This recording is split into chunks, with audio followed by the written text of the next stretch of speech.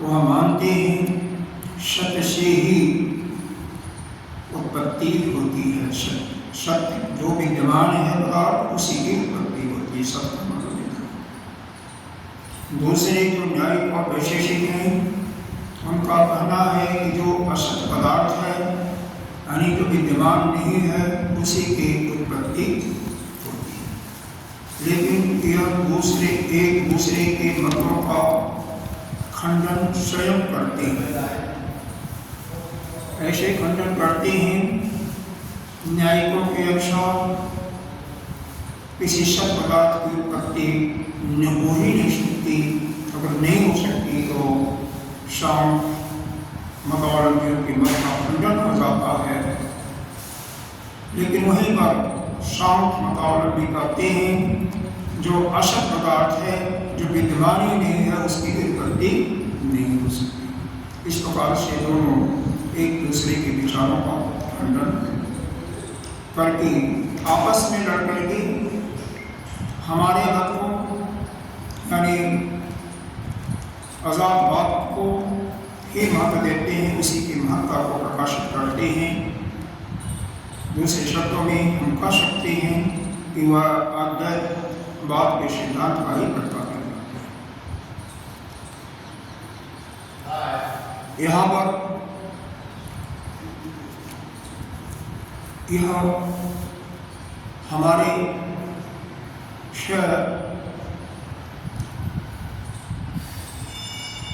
आस्तिक दर्शन है और क्षय नास्तिक दर्शन है,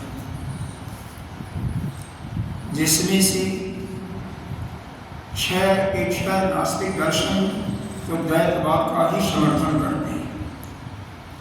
लेकिन हमारे जो आस्तिक दर्शन हैं इसमें से ही आपने देख लिया कि न्यायिक वैशेषिक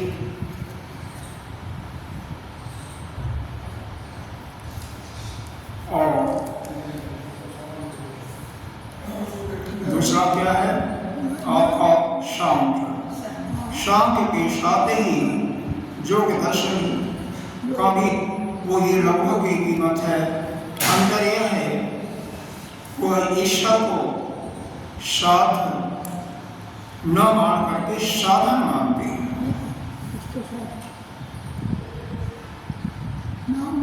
अब यहाँ पर अगले कार्य का तीसरे कार्य का प्रारंभ करने के पहले यहाँ पर भाष्यकार जी एक संगति देती हैं, पढ़ते हैं किंच हेतु फलयो अनादित्वम अभी उपगच्छता तया बलात् हेतु फलयो अजन्म एव अभ्युपगतम स्यात्। उनका कहना है किंच का मतलब इसके अतिरिक्त यह तो जो हमारा और आपके सिद्धांत का प्रतिपादन हुआ उसके अतिरिक्त क्या है हेतु पर फल है। हेतु से और फल जो आप कह रहे हो कि यह बीज और अंकुर की जैसे ही इसको हम अनादित्य स्वीकार कर लें इसकी सिद्धि हो जाएगी। अभी तक सिद्धांती पक्ष उसको अनादित्य स्वीकार न करके आदित्य स्वीकार यहाँ तक हुआ था, आदित्य स्वीकार किया था और उसके कारण से हेतु से फल की उत्पत्ति नहीं, फल से हेतु की उत्पत्ति नहीं। हेतु का तात्पर्य यहाँ पर धर्म और फल का प्राय है कि वहाँ का फल का तात्पर्य है कि शरीर। तो धर्म से ही शरीर की उत्पत्ति होती है और शरीर से ही धर्म होता है। इसी यही मत का खंडन करना है कि कौन पहले होता है। शरीर पहले उत्पत्ति हुआ, उत्पत्ति भी शरीर की तो धर्म होती है, लेकिन बिना धर्म के शरीर की उत्पत्ति नहीं होती है। तो इन दोनों में से पहले कौन उत्पन्न हुआ। इसीलिए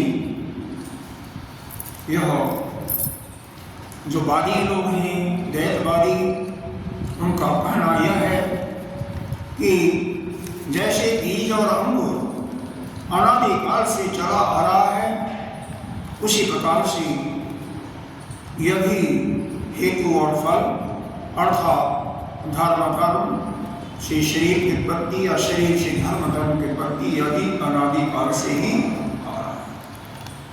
पिछले कारिका के अंदर उसको अनादित्य स्वीकार न करके आदित्य स्वीकार किया गया था और आदित्य के फलस्वरूप उनके मत का खंडन हो गया था।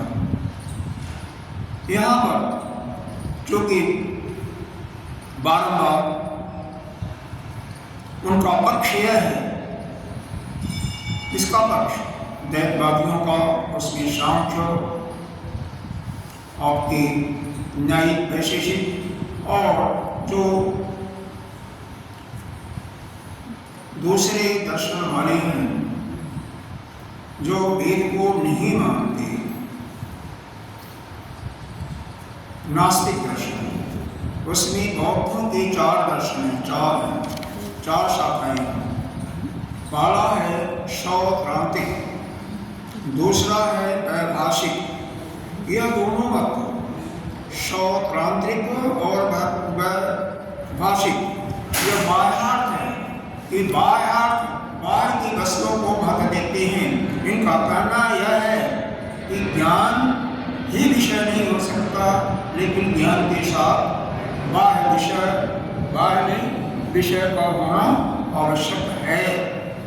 तो यह सौत्रांतिक और वैभाषिक यह बाह्यार्थ इनको माना गया है।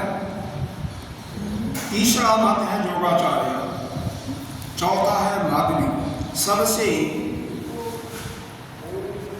जबरदस्त इन बौद्धों में योगाचार्य ही है, जिनका दर्शन बहुत ही गूढ़ है।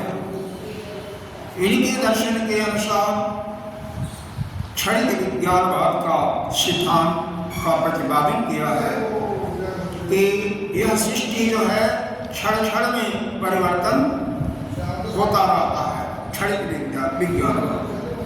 माध्यमिक जो है वह शून्यवादी है। अब यहाँ पर सबसे पहले योगाचार्य के मतों का खंडन करना है, और बाकी दो कौन है? चार्वाक मत है और जैन मत है, यही मत है। तो बाकी तो सब ऐसे ही हैं। तो बुझिए जब से मुख्य रूप से योगाचार्य उनका दर्शन बहुत गंभीर है। सिद्धांत भी उनके सिद्धांत का क्षणिक विज्ञानवाद का जगह लिया भी जाता है। जैसे यह सृष्टि, अगर वैसे तो सृष्टि है ही नहीं है, लेकिन इस सृष्टि में क्षण क्षण में परिवर्तन होता है। सभी मानते ही, कोई नकारता नहीं सकता। सृष्टि में क्षण क्षण में परिवर्तन है, इसी पर चर्चा की जा रही है। तो एक मत का खंडन हम कैसे करेंगे, उसके लिए किसी दूसरे मत का समर्थन लेना है। दूसरा मत कौन? हमें सौत्रांतिक और वैभाषिक, यानी जो बाह्य विषयांतर हैं, बाह्य विषयों को मानने वाले हैं, उनका समर्थन, बाह्य वालों का समर्थन लेकर के उनके मत को पुष्टि करते हैं और उसके अनुसार फिर इनका हम खंडन करेंगे। हम सीधे सीधे किसी मत को खंडन नहीं कर रहे हैं, लेकिन उनके जो प्रतिपक्षी हैं उनके सिद्धांत को स्वीकार करते हुए उनके मत का खंडन उनके द्वारा ही हो जाता है। ऐसे बहुत सुंदर है। इस व्यवहार पक्ष में भी आप देखते हो, अगर आपके 4 दुश्मन हैं, तो क्या करते हो? उनकी लड़ाई में दो मालिक के किसी एक मत की पुष्टि करते हैं, दूसरे मत की पुष्टि करते हैं, और दोनों आपस में विपरीत हैं।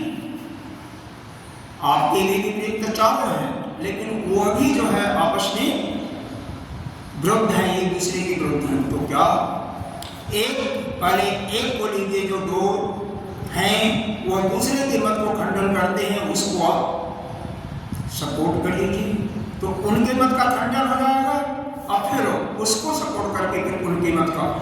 हमारा कोई उनके साथ विरोध है ही नहीं है, अपने आप एक दूसरे के मत के द्वारा उनका खंडन हो जाता है। जैसे पीछे सांख्य, न्याय और वैशेषिकों के मतों का खंडन किया गया। न्याय और वैशेषिकों ने सांख्य का जो मत है, किसी सद वस्तु की उत्पत्ति होती है, सद का तात्पर्य यहाँ पर जो विद्यमान वस्तु है उसी की उत्पत्ति होती है,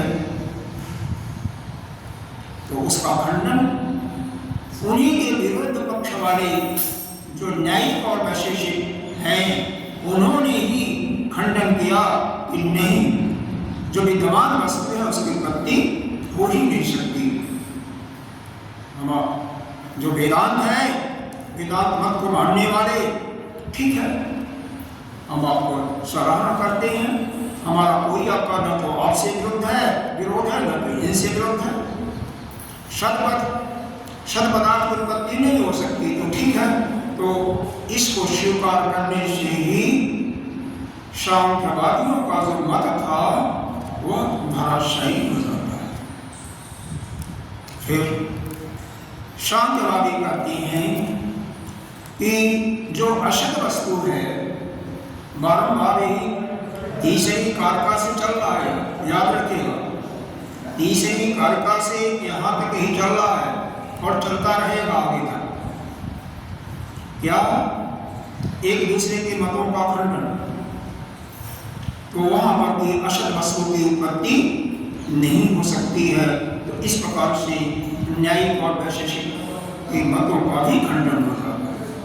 तो इनका जब खंडन हो जाता है, बाद में उसको 6 प्रकार से 6 विकल्प देकर के किया गया कि किसी वस्तु की स्वतः उत्पत्ति नहीं हो सकती। जैसे घड़ा है तो घड़ा से घड़ा की उत्पत्ति असंभव है। फिर परतः दूसरे से उत्पत्ति नहीं हो सकती, जैसे घड़ा से पट की उत्पत्ति नहीं हो सकती, पर से घड़ा की उत्पत्ति नहीं होती। दोनों को एक साथ लेकर के सतह और परतः से ही उभयोग लेकर के भी उत्पत्ति नहीं हो सकती।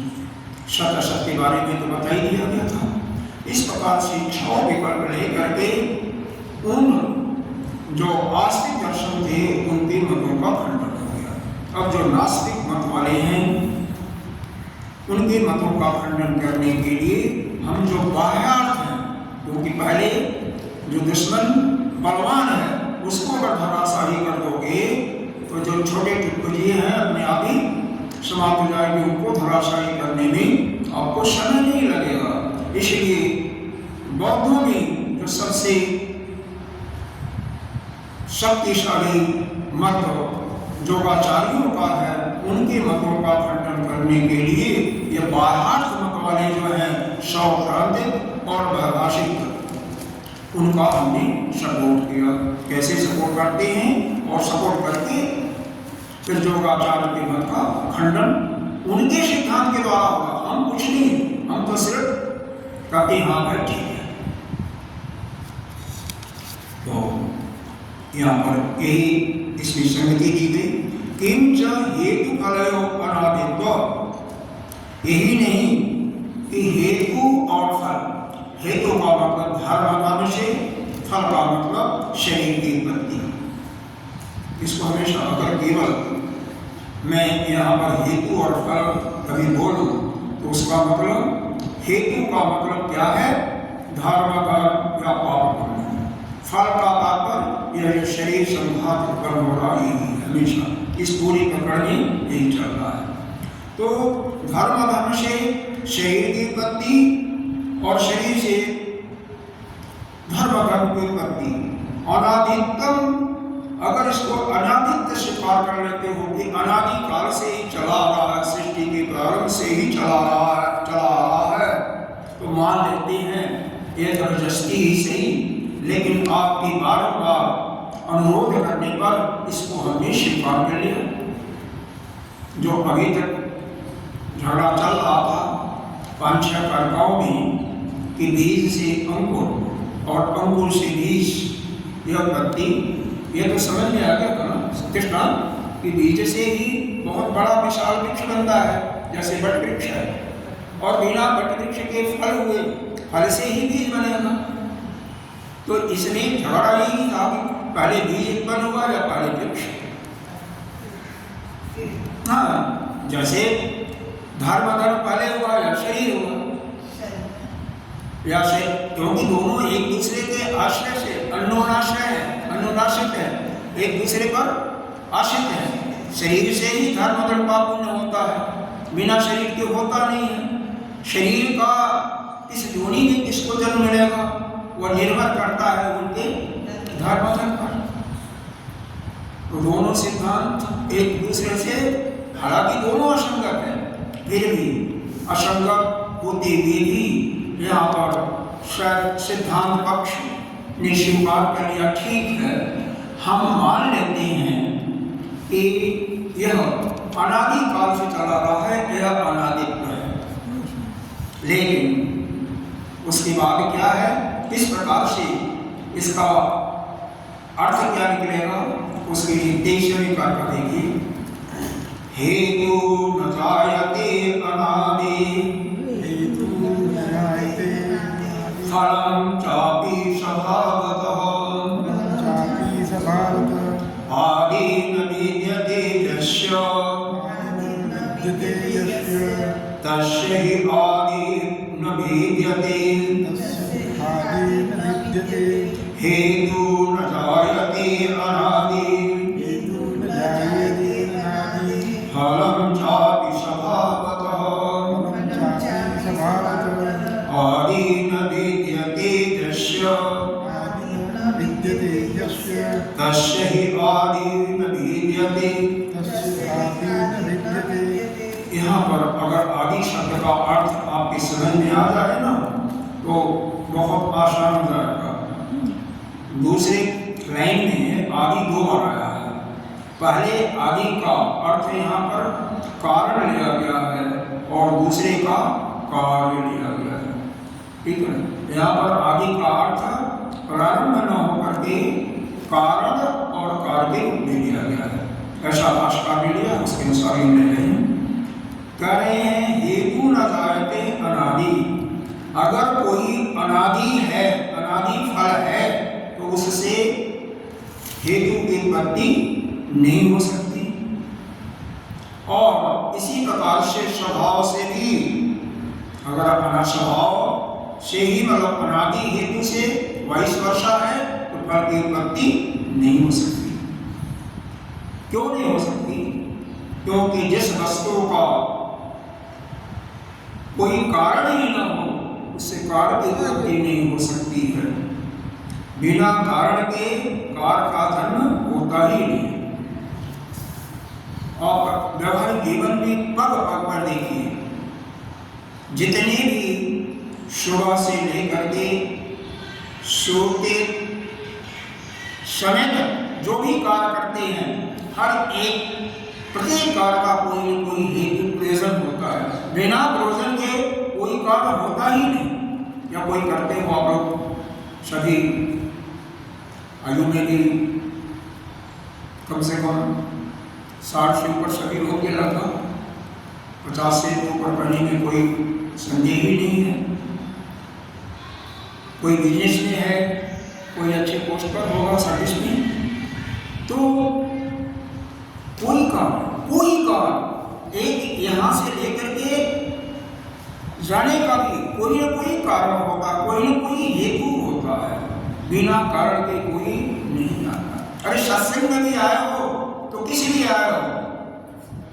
जिसको मुक्ति की इच्छा है कि दोबारा इस दुखालय संसार में हमें ना आना पड़े, उसीलिए तो आए हो। या पुण्य के धार्मिक की वृद्धि के लिए आए हो। गुरु जी के पास भी आते हो तो किस लिए? दान किस लिए देते हो? जिससे हमारे पिछले पापों का नाश हो या धर्म की वृद्धि हो। कोई बिना किसी प्रयोजन के कहीं जा कुछ नहीं करता। यहाँ तक कि शरीर को जो भोजन भी दिया जाता देते हो ना, खुद स्वयं अपने आप खाते हो, तो इसलिए जिससे यह शरीर ठीक ठाक कार्य कर सके। तो हर एक कार्य के लिए कोई न कोई कारण होता है, और कारण पहले होता है, कारण का जन्म नहीं होता है। तो यही बात यहाँ पर किया जा रहा है कि अगर हेतु को भी कारण मानते हो या फल को कारण मानते हो, तो दोनों से ही हेतु से फल की उत्पत्ति नहीं हो सकती। उसको विस्तार नहीं करना चाहें तो धर्म अधर्म से शरीर की उत्पत्ति कैसे हो सकती है? क्योंकि अनादि है। क्यों ऐसा कहा गया, यहाँ पर क्यों कह रही है? उन्होंने ही अभी भाष्य में आपको इसका खुलासा किया जाएगा कि आपने स्वीकार किया है कोई वस्तु अगर अनादि है तो उससे किसी वस्तु की उत्पत्ति नहीं होती है। कल मैंने एक चीज बताया था, जब भी कोई पक्ष प्रतिपक्ष या वादी और प्रतिवादी में किसी भी तथ्य को लेकर के जब आपस में विवाद होता है, तो वकील जो क्या करते हैं, लॉयर जो होते हैं, दूसरे के पक्ष में ही कमियां देखते हैं, कहाँ पर उन्होंने किसी चीज को स्वीकार किया है क्या, और किसी चीज को अगर एक बार स्वीकार किया है तो उसी को लेकर के वो उसका इतना विस्तार करते हैं कि वो अपने आप धराशायी हो जाते हैं। ऐसे ही यहाँ पे किया गया। एक बार उन्होंने यह मत को मानने वाले यानी वादियों ने यह स्वीकार किया है कि अनादि से किसी की उत्पत्ति हो ही नहीं सकती, तो अब यहाँ पर कैसे होगा? उसी चीज को यहाँ पर भाष्य में विस्तार पूर्वक कहा गया है।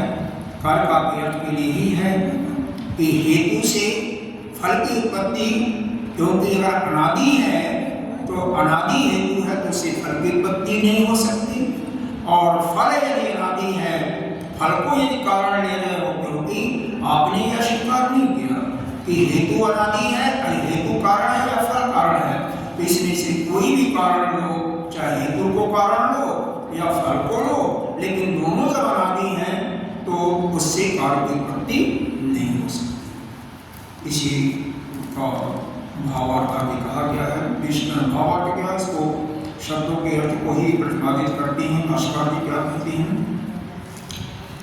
अनादि का अर्थ किया गया आदि रहित, जिसका प्रारंभ न हो उसको क्या कहते हैं? अनादि। ठीक है, समझ आ गया? अनादि का मतलब जो अनंत काल से चली आ रही है ना, इसका मतलब किसी का प्रारंभ ही नहीं। तो इसीलिए यहाँ पर अनादि शब्द का अर्थ किया गया है आदि रहित। फल हेतु न जायते, अगर आदि रहित प्रारंभ रहित कोई फल है तो उससे हेतु की उत्पत्ति नहीं हो सकती। कोई भी कारण है उससे कार्य की उत्पत्ति नहीं हो सकती। क्यों? इस तथ्य को बाद में आएगा कि आप निश्चित कर दिया, हम नहीं कुछ कर रहे हैं। यहाँ पर सिद्धांतवादियों का पक्ष यही है कि मैं कुछ नहीं कर रहा, यह आपने कहा है। समझ में आ रहा इस चीज को? इसलिए उसमें तर्क वितर्क की कोई आवश्यकता नहीं है। न ही अनुत्पत्ति अनादि, जिसकी कभी उत्पत्ति ही नहीं हुई, अनादि काल से जिस वस्तु की कोई उत्पत्ति नहीं हुई, फल हेतु जन्म एषति है। आपने ही इसको तया का मतलब आपने तुमने ही स्वीकार किया है, तो उससे जिसकी उत्पत्ति हुई ही नहीं अनादि काल से, उससे किसी फल की उत्पत्ति नहीं हो सकती, चाहे उसको हेतु मानो या फल मानो। फलम च आदि रहित अनादि हेतु जात स्वभावतः, और ऐसा मानते हो कि आदि रहित अजन्मा हेतु है तो उससे भी बिना एवं निर्निमित्तम, बिना किसी निमित्त के स्वभाव, बिना किसी निमित्त स्वभाव की फल की उत्पत्ति नहीं हो सकती। यह सब आपने स्वीकार किया हुआ है। कोई निमित्त होगा स्वभाव का तो उससे फल की उत्पत्ति हो सकती है, लेकिन बिना किसी निमित्त के किसी फल की उत्पत्ति नहीं हो सकती। देखो, इसीलिए कभी भी कोई अगर जो वाणी से शब्द निकलते हैं, जैसे राइफल है उससे गोली निकलती है, बिना सोचे समझे अगर वो दब गया तो विनाश हो जाएगा ना, अनर्थ हो जाएगा। उसी प्रकार से वाणी से जो कोई भी शब्द निकलता है, अगर उस पर प्रायः लोगों का कंट्रोल नहीं होता है, इसीलिए जब कानून का विचार आता है तो अर्थ का अनर्थ सिद्ध होता है। संत लोग क्यों कहते हैं कि भाई घंटा 2 घंटा नित्य प्रति मौन रहिए, मत बोलो, और उस समय में जिस समय आपके पास ज्यादा कार का संपादन सांसारिक कार बहुत ज्यादा है, ज्यादा लोगों से बातचीत होती है, उस समय मौन होने का तात्पर्य शरीर से, वाणी से ही नहीं बल्कि मन से भी होना, लेकिन पहले वाणी से होगा, उससे क्या होगा, उससे शक्ति का संग्रह होगा, और उस शक्ति के संग्रह से आप आगे जो आपके इस वाणी से क्या निकलेगा, वाणी से जो भी शब्द निकलेंगे वह सत्य ही होंगे। वाणी से जो शब्द निकलेगा वह सत्य होगा, जो निकल जाएगा वह सत्य होगा। सीधी सी बात, जो कुछ निकल जाएगा वह सत्य ही होगा। इसीलिए हमारे संतों के परंपरा में है, हमारा कि कोई भी किसी भी परिस्थिति में झूठ तो बोलता ही नहीं। मान सकते हैं कोई न कोई उसके अंदर यह हो सकता है, कहीं ममता किसी से हो सकती है, कहीं कोई और अवगुण विकार हो सकता है, लेकिन वह सत्य से कभी नहीं, जो वाकई सत्य हैं कभी सत्य से कभी नहीं मिलती है। यह हमारे गुरुदेव का तर्क उनका, और बहुत से संतों को आपने देखा है कि सत्य को मुख्य रूप से पालन करना ही, बाकी कोई कभी हो सकती है, ठीक है, लेकिन सत्य से नहीं लिखना। अगले पैराग्राफ पढ़ दीजिए। तस्मात् जहाँ पर भी आता है, इसका मतलब उस जो विवाद चल रहा है, जो प्रश्न चल रहा है, उसका निष्कर्ष हासिल है। इसलिए अनादित्वम् अभोगच्छता गया, इसलिए हेतु और फल का जो तुम अनादित्व मानने वाले हो, तुम्हारे द्वारा ही क्या किया गया है, हेतु फलयो अजन्म एवापगम्यते, तुम्हारे द्वारा ही यह स्वीकार किया गया है कि अनादि हेतु से किसी अनादि फल की उत्पत्ति नहीं होती। यहाँ पर स्पष्ट कर दिया गया, भाषा भी कर दिया, यस्मात् आदि कारणम न विद्यते, क्योंकि इस संसार में, इस सृष्टि में जिसका कोई प्रारंभ नहीं है, जिस कारण का प्रारंभ नहीं है, तस्य ही आदि पूर्वोक्ता जाति न विद्यते, तो उससे पूर्वोक्त कार्य का कोई जन्म नहीं होता। जिसका कोई आदि नहीं है, प्रारंभ नहीं है, उससे किसी कार्य का जन्म नहीं होगा। कारणवत् एव ही आदि अब उपगम्यते न अकारणवतः, जिसका कोई कारण होता है उसी का जन्म ही माना जाता है, किसी भी कारण रहित पदार्थ का जन्म नहीं होता। समझ गए? यह सिद्धांत आध्यात्मिक पक्ष के लिए तो अति सुंदर ही है। जब तक आप अज्ञान में रह रहे हो कोई भी, तो इस लोक व्यवहार में भी इसका। अरे देखिए, जितने भी रिसर्च हो रहे पाश्चात्य देशों ने किया है अच्छे अच्छे, हमारे गीता जी के, श्रीमद् भगवद गीता के जो भगवान के कहे हुए वचनों हैं, उन्हीं का अर्थ ठीक ठीक लगा करके उसी से बहुत कुछ आविष्कार हो गया। तो ये हमारे वेदों में जो लिखा गया है ना, वह अचल है, ध्रुव है। तो वहीं से किसी न किसी तत्व को लेकर के बड़े बड़े सिद्धांत पास करके ज्ञान बात बना रहा है, लेकिन उसको ठीक रूप से व्यवहार पक्ष में तो इसका जो अप्लाई करता है, ज़्यादा लोग अप्लाई नहीं करते हैं अपने दुश्मन को, बड़े से बड़े दुश्मनों को। राजनीति भी इसी प्रकार चल रही है, बड़े बड़े इस एक राष्ट्र को दूसरे राष्ट्र को पराजित करने में इसी यही नीति चलती है। दूसरों को दो आपस में लड़ा तो खत्म। अपने उसके उनका जो अपना सिद्धांत है, दूसरा देश जो है उनको खंडन कर लेगा, दूसरा वाला उनको खंडन कर देगा। हम बीच में कुछ नहीं करेंगे, न उनका सपोर्ट करेंगे न इनका, दोनों के बीच में हम ऐसे नहीं। यही अब इसके बाद बाह्य प्रभाव जो आपको बताया गया कि दो उनके शिष्य बौद्ध के, एक स्वतंत्र मत को मानने वाले और एक वैभाषिक मत को मानने वाले, जिनको हम बाह्यार्थवादी कहते हैं, उनकी ही उनका जो सिद्धांत है उसी को पुष्ट करने के लिए, उसी को दृढ़ करने के लिए यह अगली वार्ता लाई गई है। उक्तस्य एव अर्थस्य दृढ़ीकरणचिकीर्षया पुनः आक्षिपति। कह रहे हैं जो पहले अर्थ की पुष्टि करने की इच्छा से जो बाह्यार्थवादियों का सिद्धांत है उसी के दृढ़ीकरण करने के लिए यहाँ पर बौद्धों की मतों का पक्ष लिया जा रहा है। चिकीर्षया पुनः उसकी इच्छा से फिर दोष को प्रदर्शित किया जा रहा है। या कर्ता पढ़िए। प्रज्ञप्ति निमित्तत्वम् अन्यथा दयनाशतः संक्लेशस्य उपलब्धस्य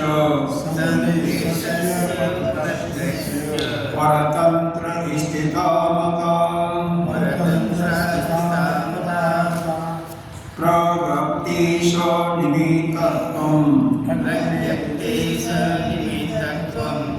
यथा अन्यथा गयनासता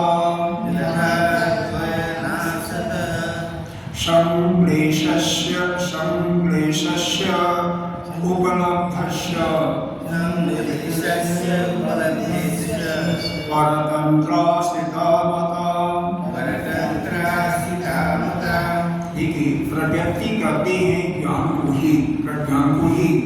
प्रज्ञानम प्रज्ञप्ति है, प्रज्ञप्ति का होता है श्रेष्ठ ज्ञान। सनिमित्तत्व, सनिमित्तत्व का मतलब होता है जिसका कोई विषय हो, निमित्त कारण यानी कोई विषय है। अन्यथा कहते हैं केवल प्रज्ञप्ति का अर्थ यहाँ पर ज्ञान से विशेष ज्ञान क्या है। यहाँ पर जो अपने ज्ञानेंद्रियों के जो विषय हैं, शब्द स्पर्श रूप रस, इसमें तो सभी को स्पष्ट है ना। श्रोत इंद्रिय का विषय है और त्वक इंद्रिय का स्पर्श है और चक्षु का रूप है, रसना का स्वाद और घ्राण इंद्रिय का गंध। तो यह शब्द स्पर्श रूप इत्यादि यह ज्ञान बिना किसी विषय के यह ज्ञान नहीं हो सकता। यही योगाचार्यों का मत है कि विषय की कोई आवश्यकता नहीं है ज्ञान के लिए। योगाचार्यों का जो दर्शन है उन्हीं के दर्शनों का खंडन करता है। इसलिए हम उन्हीं के दो भाइयों का सपोर्ट कर रहे हैं। तो कौन कौन है? सौतांत्रिक और वैदेशिक। ये देखिए इतने बड़े नहीं हैं, लेकिन दो मिल गए तभी तो थोड़ा सा हो गया। और सपोर्ट हम कर रहे हैं कि भाई उनके मत को दृढ़ कर रहे हैं कि किसी भी विषय का ज्ञान प्राप्त करने के लिए विषय का होना आवश्यक है। अगर यह शब्द स्पर्श रूप रस गंध यह विषय न हो तो इंद्रियां बाहर के विषयों का कैसे हमारे अंदर ज्ञान दे सकती हैं? नहीं दे सकती है ना। वही चीज कहा जा रहा है। सनिमित्तत्व का मतलब सकारणत्व का मतलब सविषयत्व, मतलब विषय का होना आवश्यक। और बाहर वादियों का यही कहना है। उनके जो दो मत हैं वो यही कहते हैं कि बाहर विषयों का ही उसको मानते हैं वो कि बाहर के विषय हैं, हम उनका सपोर्ट कर रहे हैं। क्यों? जो उनका बड़ा शत्रु है ना, जो विद्वान भी है, बहुत विद्वान अच्छे लोग हैं उसमें, योगाचार्य, उनका कहना है कि निक्षणिक विज्ञानवाद है और ज्ञान के लिए विषय की आवश्यकता नहीं होगी। अगली बार का इसका खंडन सुनिएगा। कह रहे हैं कि अगर ऐसा न हो तो दैत्यवादियों का नाश हो जाएगा, द्वैत रहेगा ही नहीं रहेगा। भाई देखो, बाह्य विषय है, काला पीला लाल, तभी तो दैत की प्रतीति होगी। अगर बाह्य कोई विषय नहीं तो यह जो दैत्यवाद का सिद्धांत है वही नष्ट हो जाएगा बिल्कुल। दूसरे कहेंगे कि भाई आप तो दैत्यवाद को मान रहे हो, तो हम क्या कहेंगे? नहीं, हम मान नहीं रहे हैं। उनका जो सिद्धांत है उसको मैं कह रहा हूं। हमारा सिद्धांत नहीं है, लेकिन आपके जो बाह्यर्थवादी हैं, शौतांत्रिक और वैदेशिक, उन्हीं के सिद्धांतों को हम कर रहे हैं, उन्हीं के सिद्धांतों को लेकर के हम कर रहे हैं। हमारा कोई सिद्धांत नहीं है। दूसरा इसका हेतु ये नहीं, संक्लेशस्य उपलब्धेश्य, इसमें क्या है? देखो, किसी भी दुख की, मान लो बाहर कोई अग्नि हो तो लकड़ी है, लोहा है, अग्नि के संसर्ग में आया तो उसी से तो शरीर आपका जल सकता है। अगर बाहर की कोई विषय न हो तो आपको कष्ट कैसे होगा, क्लेश कैसे होगा? आपका हाथ में कोई जलन नहीं होगा। बाहर का कोई विषय ना हो तो आपको कोई चोट पोट लगने का भी डर नहीं होगा। तो इनके बाह्यवादियों के बाह्यार्थियों के सिद्धांत को मजबूत करने के लिए यह भी कहा जा रहा है कि कोई भी क्लेश दुख की उत्पत्ति होती है तो उसका भी कारण क्या होता है? उसका भी कारण होता है कोई न कोई बाह्य विषय, जैसे अग्नि है या इत्यादि है, बिना उसकी उत्पत्ति नहीं होती है। परतंत्र, तंत्र का अर्थ यही होता है, लेकिन यहाँ पर तंत्र का अर्थ केवल हमें शास्त्र लेना है। पर शास्त्र यानी दूसरे के शास्त्र के मत में जो है उसके द्वारा कहा जा रहा है। अन्य मतावलंबियों के शास्त्र द्वारा प्रभावित दैत्य की सत्ता को जड़ किया जा रहा है, वो माना जा रहा है। क्यों? कि क्लेश की उपलब्धि से भी बिना बाह्य विषयों के अगर अग्नि इत्यादि शरीर इत्यादि न हो तो कोई क्लेश भी नहीं हो सकता है। तो इस कारिका के द्वारा दैत्यवाद का ही समर्थन किया गया है। ठीक, अब कह सकते हो कि भाई क्यों किया? विषय भी होने चाहिए और इंद्रिय भी होना चाहिए। वो तो है ही होगा तो ही क्या देखो, ऐसा है, इंद्रिय की बात को उतना ही करना चाहिए जितना इसमें, क्योंकि दर्शन उनका यही कहता है कि ज्ञान के लिए, ज्ञान प्राप्ति के लिए विषय की, बाह्य विषय की आवश्यकता नहीं है। आंतरिक विषय की बात नहीं हुई है, इसलिए यहाँ पर बाह्य विषय का ही बात चल रही है। बाह्य विषय और इंद्रिय दोनों चाहिए। अरे भाई, आंतरिक विषय का तो समर्थन कर ही रहे हैं कि ज्ञान इंद्रिय, अरे भैया, इंद्रिय हो कुछ हो, ज्ञान उनका विषय देखिए। दर्शन उनका क्या है कि उस ज्ञान प्राप्ति के लिए बाह्य विषय की आवश्यकता नहीं। आंतरिक की बात ही नहीं कर रहे हैं, बातें तो मानते ही हो। स्वामी जी खाली विषय पढ़े होंगे और इंद्रिय नहीं होगी तो ध्यान कैसे होगा? अरे भाई इसको तो मान रहे हैं हम ना। हाँ, मैं वही द्वैत, हाँ तो द्वैत वही जो कोई मान रहा है पहले से एक्सेप्टेड है तो उसके विषय में क्यों बोल रहे? नहीं, द्वैत की बात हो रही थी इसलिए मैं बोल रहा हूँ मैं आपको। देखो आप देर से आए हो ना इसलिए समझेंगे। यहाँ पर क्या है शौतांत्रिक। इस बौद्धों में 4 मत हैं, 4 उनके शिष्य, मतलब 4 विचारधाराएं हैं। एक दो शिष्य नहीं है, सैकड़ों हजारों हैं। तो शौतांत्रिक और वैभाषिक यह 2 मत जो हैं, इस मत को मानने वाले यह बाह्यार्थ माने जाते हैं, यानी बाहर की विषयों की स्वीकारोक्ति इनके मत में है। ठीक है, यह बाहर के विषयों को मानते हैं, यानी दैव सिद्धांत को मानते हैं। लेकिन उसमें जो विज्ञानवादी हैं उनका सिद्धांत क्या है? क्षणिक विज्ञानवाद, कि क्षण क्षण में इस सृष्टि में परिवर्तन होता रहता है और क्षण क्षण में परिवर्तन होने के कारण से किसी भी एक विषय पर आप टिक नहीं सकते, आप स्थिर नहीं हो सकते, तो उसका आपके स्मृति में उपलब्धि ही नहीं होगी। लेकिन साथ में उनका यह भी है कि बाहर विषय से ज्ञान को कोई आवश्यकता नहीं होती है। आंतरिक विषय के लिए मतलब शरीर है तभी तो हो रहा, तो इससे आंतरिक विषयों का खंडन नहीं है, केवल बाहर विषयों का खंडन किया जा रहा है। बाहर विषय यही तो हाँ मालूम पड़ता है ना। हाँ, तभी तो ज्ञान होगा। बाहर विषय नहीं है तो किसका ज्ञान आपको होगा? उनके द्वारा होगा, यही चल रहा है। बाहर विषय है तभी तो आपको ज्ञान हो रहा है। तो इसी का सपोर्ट किया गया इसको, उन्हीं के 2 मत वाले जो हैं शौतांत्रिक और वैभाषिक, उनको जो अपनाते हैं उसी को हाँ ठीक है, तुम्हारा मत ठीक है।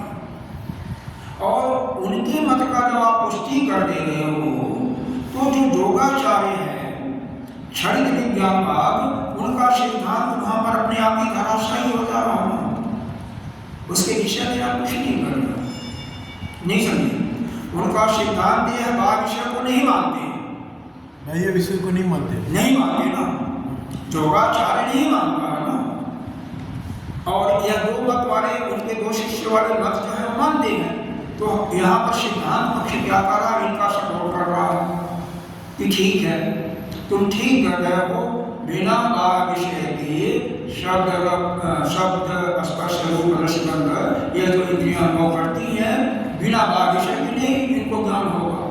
तो उसका मतलब जो उनका क्षणिक विज्ञानवाद है वहाँ पर वो खंडित हो जा रहा है। सीधी सी बात, ये मानो का जैसा होगा, हाँ मानने का ही है। मानते नहीं, हमारा विचार, आपके विचारधारा अलग होगा। किसी वस्तु पर ले लीजिए, कोई वस्तु पर ले लीजिए, अगर डिस्कशन होने लगे तो सभी लोग एक घंटा आधा घंटा बोल सकते हैं और उनके सिद्धांत अलग अलग होंगे। ये तो मन का धरातल है, चित्त का धरातल किसका कैसा हो उसके साथ, और एक नहीं है, बड़े बड़े विद्वान हैं। योगाचार्य बहुत मतलब मजबूत एक स्तंभ के रूप में बौद्धों के अंदर माना जाता है। ऐसा नहीं है, बड़े बड़े विद्वान हैं, ठीक है, उनका मत है, उनके मत को इसको तो मानते हैं, हम लोग भी मानते हैं कि क्षण क्षण में परिवर्तन हो रहा है सृष्टि में। लेकिन सृष्टि नहीं है, लेकिन व्यवहार जगत में तो लेती हैं। सृष्टि का परिवर्तन हर क्षण हो रहा है ना, नहीं हो रहा, इसको मानते हैं हम लोग। और उनका सिद्धांत बहुत ही छोटा मोटा नहीं है, सबसे मजबूत सिद्धांत है। उसका खंडन करना बिना किसी उन्हीं के, देखो पहले मैंने बताया, शायद आप नहीं थे, 4 भाई हैं, 3 भाई हैं, 2 को सपोर्ट मिल जाए बाहर वालों का, तो तीसरा कितना भी बड़ी हो अपने आप गिर जाता है। तो यहाँ पर यही बताया गया कि यह जो अजातवाद का सिद्धांत है, अद्वैतवाद है, या हम वेदांतवादी लोग, उनके पहले भी हमने समर्थन किया था। एक को समर्थन करके दूसरे मत का खंडन कराया और दूसरे का समर्थन करके पहले का, हमने दोनों में हाँ भर दिया और कुछ नहीं किया। वो दोनों आपस में उनका सिद्धांत गिर गया। यहाँ भी हम दो को समर्थन कर रहे हैं कि दो एक मत के हैं बायार्थी पर, तो अंदर वाले अपने आप गिर जा रहे हैं, जो लोग आचार्य तरह से बस इतने ही हम कर रहे हैं। जो भी यहाँ पर लिखा गया है, कहा जा रहा है, वह उनके सिद्धांत के रूप में कहा जा रहा है। इस चीज को माइंड में रख लीजिए, ठीक है। झगड़ा सिर्फ यही है, झगड़े को लेकर के जो भी अगर वहाँ पर संदिग्ध हो, संदेह हो, उसको कॉम्प्रोमाइज करने के लिए, कॉम्प्रोमाइज करने के लिए ये सिद्धांत कॉम्प्रोमाइज नहीं किया जा रहा है। उनके दूसरे हमारे तो सभी विरोधी हैं, एक जो मजबूत विरोधी है ना, उसको धराशायी करने के लिए सीधी बात है, उसके सिद्धांत को खंडन हम पहले कर देंगे, तो ये छोटे छोटे तो अपने आप ही हम उनको गिरा देंगे, बस सीधी बात है। मान लो देखो कृष्ण, हम दो या दो हो और तुम्हारे सामने कोई बहुत मजबूत आ गया, ठीक है, और एक और है, मान लिया है उनको उन पर आक्रमण करने वाले हैं तीनों, तो फिर क्या करेंगे, वाले दो को सपोर्ट कर लेंगे, दो जो अत्याचारी होंगे, जो भी होंगे, अब वह दोनों के माध्यम से उस बड़े वाले को गिरा देंगे। जब वो बड़ा गिर जाएगा तो इन छोटों को अपने आप ही लेंगे। इसी काम में दो को आपस में लड़ाया गया है, सीधी बात है। यह बात समझ में आ जाएगी तो कुछ नहीं है इसमें, इस सिद्धांत में पूरे कुछ कोई खास बात नहीं, केवल बस यही है एक दूसरे को लड़ा करके खंडन किया। अच्छा, तो यहाँ पर क्या कहते हैं, यहाँ पर हम यह प्रतिज्ञा करते हैं, कौन प्रतिज्ञा कर रहा है, यह जो आपका वेदांत है, अद्वैतवाद है, इति एतत् सनिमित्तत्वम, सनिमित्तत्वम का अर्थ क्या निकाला, सविषयत्वम, यानी विषय की आवश्यकता होती है, स आत्म व्यतिरिक्त विषय इति एतत्। हम यह प्रतिज्ञा करते हैं कि ज्ञान के लिए अपने से अतिरिक्त विषय की आवश्यकता होती है। हम देखिए आपका आप क्या नाम है,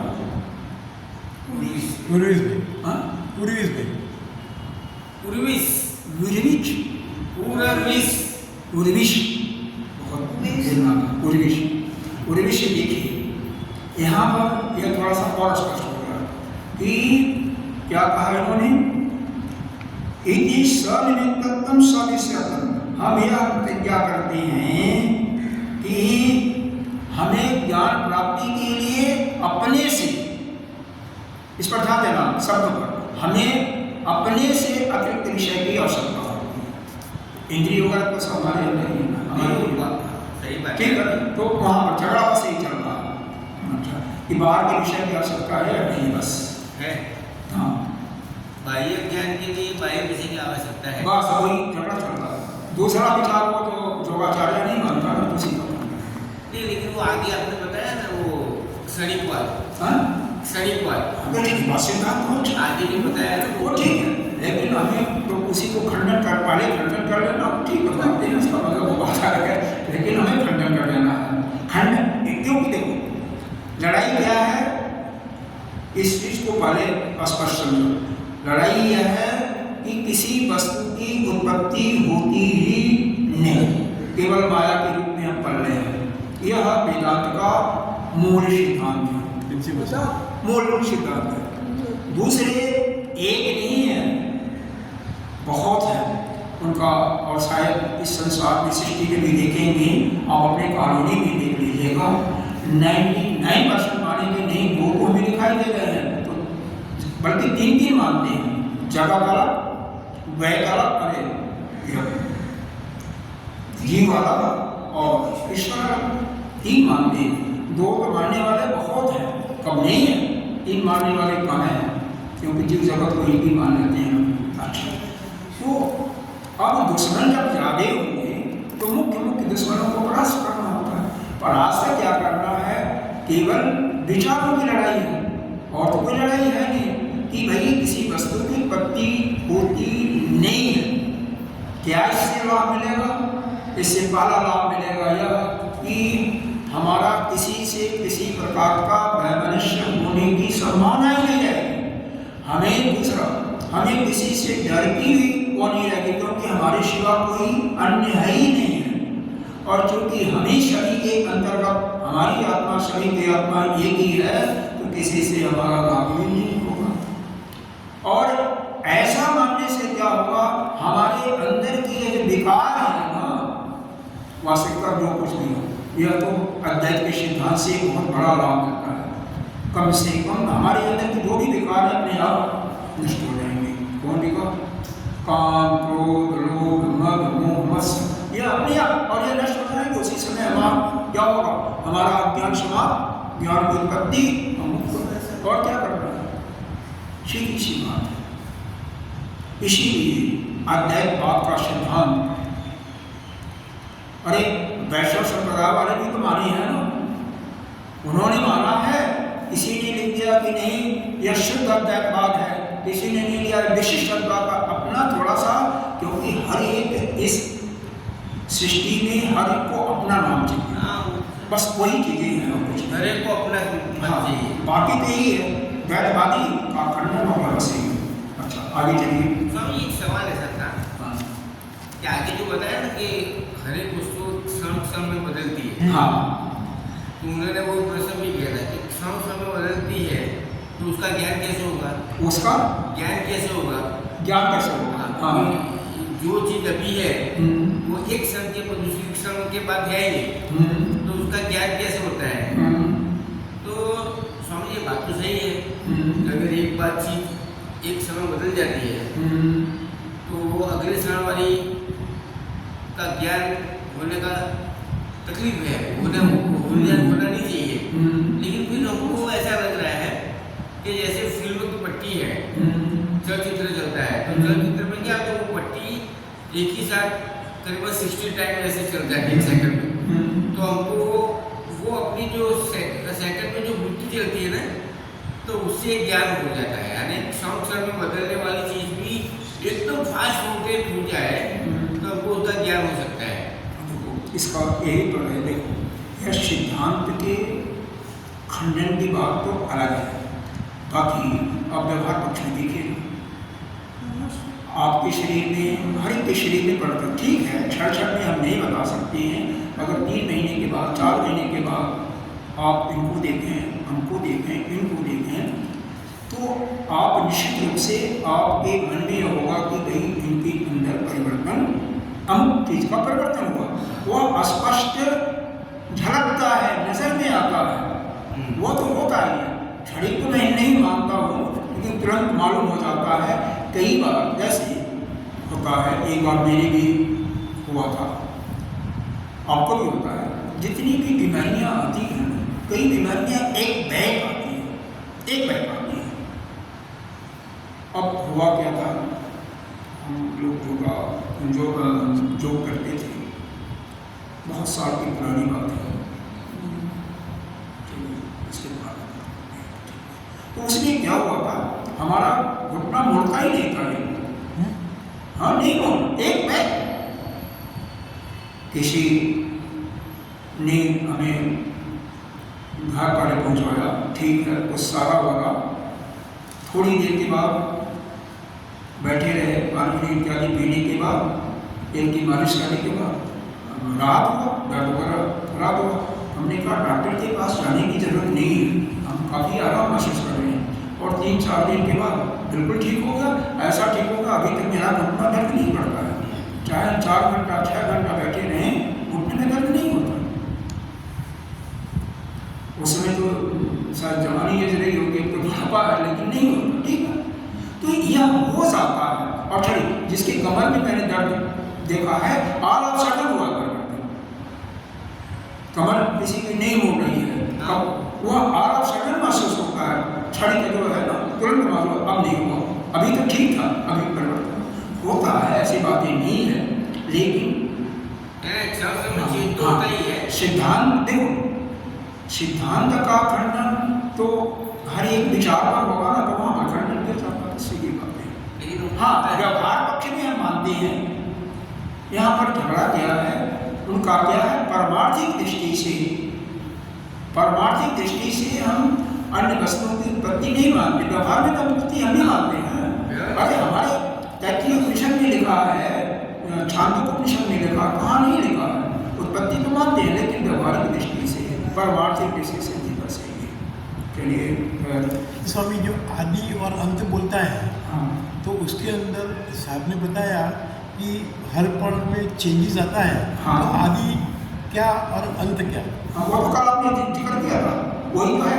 एक बोल आपने बताया था, एक जो नारद जी ने कंसेप्ट बोला था कि काला कौन है, आत्मा कौन है, आप निर्णय नहीं कर सकते हो, ये बोला बना करके, वही चीजें आपने किया था कल, तो वो तो कल वापस पर चर्चा हो गई थी। नहीं, वो बराबर है। हाँ। मैं तो वो सॉलिड की बात कर रहा हूँ। समझे कि आदि है, आदि जो वस्तु है उसके अंदर अपने हर पल में चेंजेस आता है, तो आदि कैसा हुआ? ठीक है, आदि कैसे होगा, ठीक है, लेकिन यहाँ पर देखो, यहाँ पर उस सिद्धांत को नहीं लिया गया है। यहाँ पर तो ये लिया गया है जो कोई अगर प्रारंभ है, कैसे जैसे एक पिता से पुत्र की उत्पत्ति होती है, पुत्र से दूसरे की उत्पत्ति होती है, तो यहाँ पर इस प्रकार से आदि माना जा रहा है। और अनादि के रूप में तो ऐसा है जिसका पता ही नहीं है बीज पहले हुआ या अंकुर पहले हुआ, तो इसीलिए उसको अनादि, और अनादि क्या मालूम होता है